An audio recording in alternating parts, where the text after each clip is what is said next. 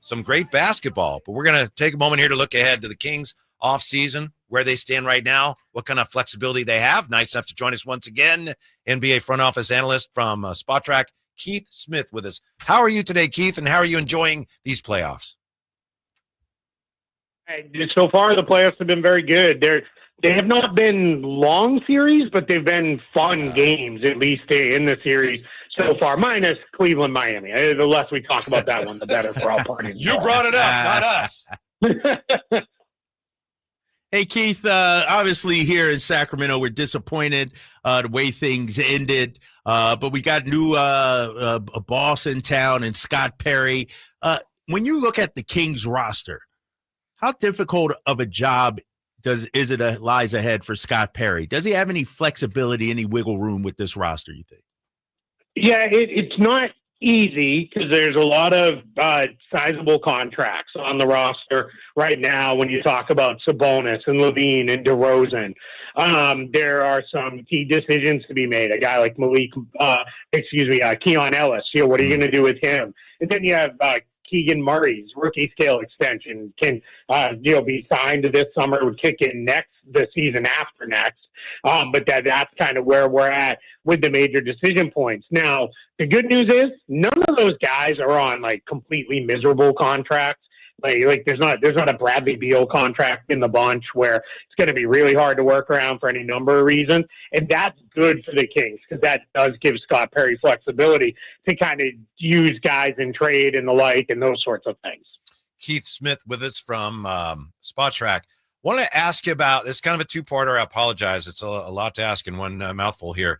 If the Kings did look to move Domas and or DeRozan, and we don't know that they will or that those guys are unhappy, but if they did look to move both or more likely one, what kind of market would you guess there would be? Yeah, I think for Sabonis, he's a very interesting player. And I'm not one of these people who, likes to scream and yell about how, he's not good and you'll never win with him as your center. I think you just have the right kind of players around him is what you need. He's never going to be a defensive anchor. That's just not what he does. But he's a great rebounder, great passer, good scorer. Those things all have real value. There's an argument to be made. He's probably the second best passing big man in the league behind Nikola Jokic. So yeah, I would think most teams could put together something really good around him. The fact that he's signed long term, I think, is helpful. For the Kings, I know it's a lot of money, but it's not a bad contract by any means. So I think they're in a position where they could move him. With DeRozan, your issue is he's older by a significant amount. He is a guy who he doesn't really fit great in the modern NBA. He's not a 3-point shooter. So that's, he's also, while he is a good passer, he's not an off-ball guy. So you need him to be really engaged on ball. And I think at this point, for his game and his play, there's not a lot of teams that are going to be looking to say, yeah, we want to get DeMar DeRozan a high usage role as our primary scorer or initiator, just because that's not what has led to winning over the last few years. Hey, Keith, you mentioned Keegan Murray's rookie extension. What do you think that's looking like right now? Is it Jabari Smith kind of? Is it a full max? Like, what do you think that is? Yeah, I don't think there's enough body of high-level production to get a full max. Like I think if you were the Kings giving that, I'd have some issues because I think you're really banking on something that we just haven't seen come to the forefront yet.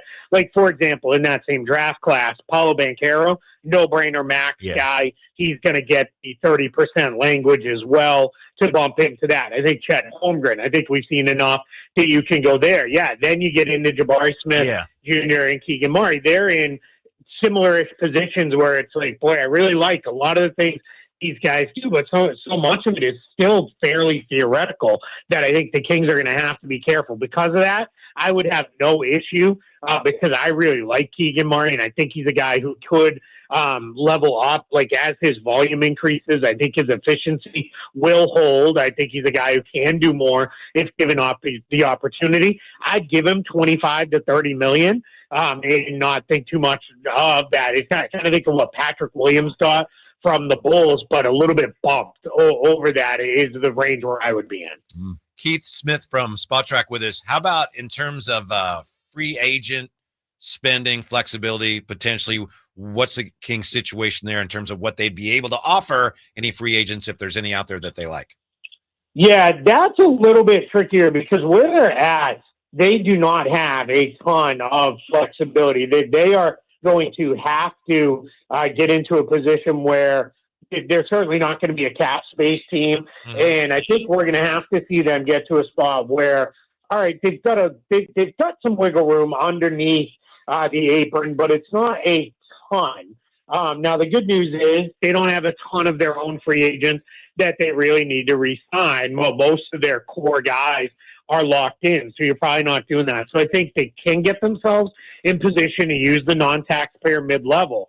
What's interesting, and this will be really kind of a test for Scott Perry in his roster building philosophy, we saw that non-taxpayer mid-level go unused for a lot of teams this past year because now teams can use that as a trade exception. That was a new thing in the CBA, and we saw a ton of teams sit on the MLE and not use it. But, I think this is a chance where you look around. This summer, the landscape is the Brooklyn Nets have a whole bunch of cap space, and probably nobody else is going to have any, or they're certainly not going to have significant cap space. So if I'm the Kings and I'm looking around, I say, boy, I really like player X, and you can pick them off as a value signing using the MLE, I think you do that. Otherwise, I think you'll be more conservative and probably sit on it because that seems to be where things are trending at the moment. And what is that? The non-taxpayer MLE is currently just a shade over 14 mil. Is that right? Yeah. It projects to be just over 14 million this coming season.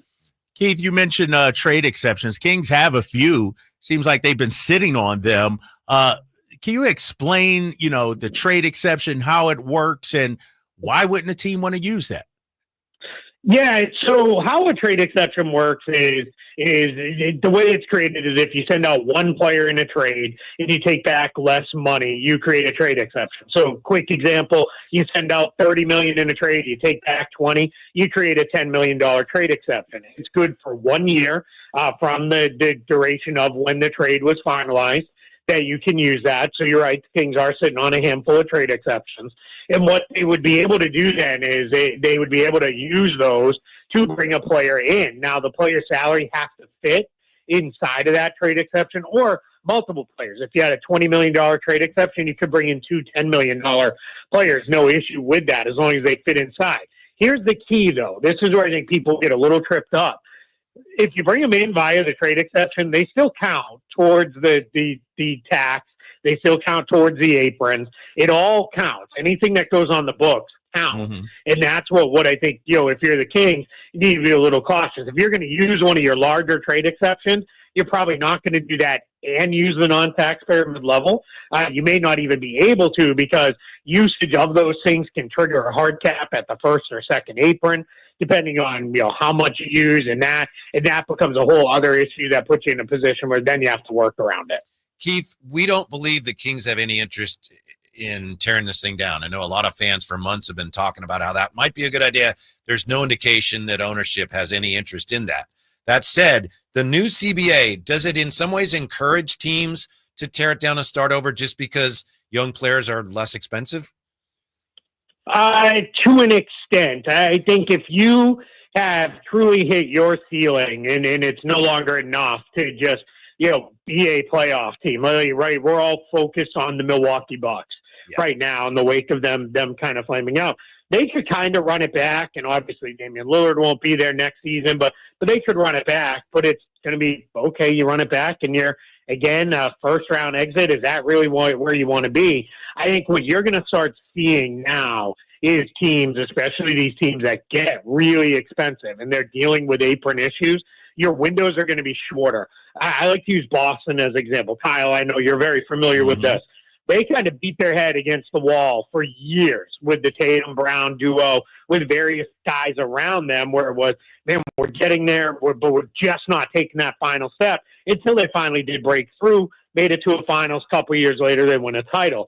I don't know that you're going to see a lot of teams say, we're going to do 6-7 year window like that unless you have truly cost-controlled players. And that takes guys popping year 1, year 2, year 3 while they're on their rookie scale contracts and they're still cheap. And then you get the right guys around them. You can probably extend your window a little bit.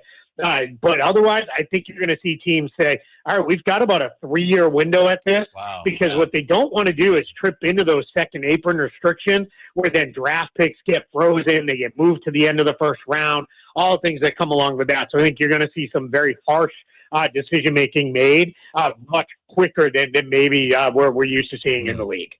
Keith Smith joining us. Keith, you're a basketball mind, obviously a cap guru as well. If you're Scott Perry, what's the first thing you need to clear up? What's the first move you need to make when it comes to this roster?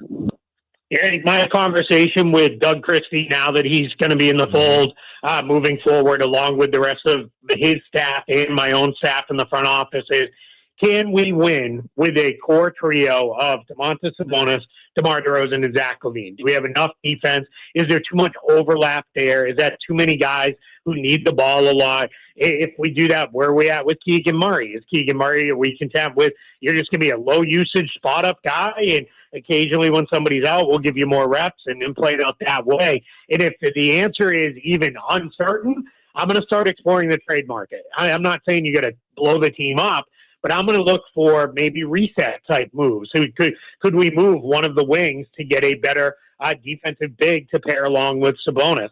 I said it earlier today. I would maybe place a call to Memphis just to see, hey, where are you guys at on Jaren Jackson Jr.? Ooh. You really want to pay him and see, is there a way, is there something that could work there where you bring him in and putting him alongside Domantas Sabonis, because they really do complement each other well. One guy's strength covers for the other guy's weakness quite well there. I don't know if that's, anything that would be on the table, but those are the kind of conversations I'm having, because I don't think anybody wants to be a play-in tournament team again. I think you want to either let's really try to be a top 6 team in the playoffs moving forward, or we start having questions around, let's reset a little bit, maybe clear out some of the long-term salary and see what it looks like. Thank you, Keith. Fascinating. We appreciate it. We hope to talk to you again soon. Enjoy the games. I appreciate it. Thank you so much for having me. All right, Yeah, Keith. you're welcome. What that all means for the Kings when the drive guys come right back.